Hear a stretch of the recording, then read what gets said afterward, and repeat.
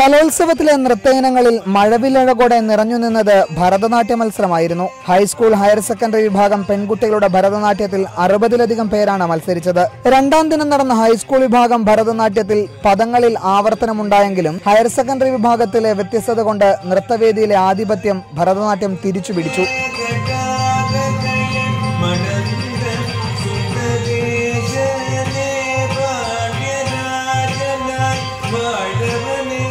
ശ്രീകൃഷ്ണന്റെ അവതാര വർണ്ണനയും ശിവന്റെ നടനഭേദങ്ങളുമൊക്കെയാണ് മത്സരാർത്ഥികൾ അവതരിപ്പിച്ചത്. ഭാവം, രാഗം, താളം എന്നിവയുടെ ആദ്യാക്ഷരങ്ങൾ കൊണ്ടാണ് ഭരതനാട്യം എന്ന പേര് വന്നത്. അത്ഭുതപ്പെടുത്തുന്ന വഴക്കത്തോടെ ഭരതനാട്യം വേദിയിലെത്തിയപ്പോൾ അത് ശരിക്കും ലയലാസ്യഭാവങ്ങളുടെയും രാഗതാളങ്ങളുടെയും കൺകുളിരുന്ന കാഴ്ചയായി. പല ചുവടുകൾ ചേർന്ന അടവുകളും അകാരിപ്പും ശബ്ദവും വർണ്ണവും പദവും തില്ലാനയുമൊക്കെ വേദിയിൽ മിന്നിമാഞ്ഞപ്പോൾ കണ്ണിമയ്ക്കാത്തൊരു നിറഞ്ഞ സദസ്സാണ് കാഴ്ചക്കാരായി ഉണ്ടായിരുന്നത്. ശിവൻ, വിഷ്ണു, സുബ്രഹ്മണ്യൻ എന്നീ സുന്ദര രൂപങ്ങളൊക്കെ വേദിയിൽ അവതരിപ്പിക്കപ്പെട്ടു.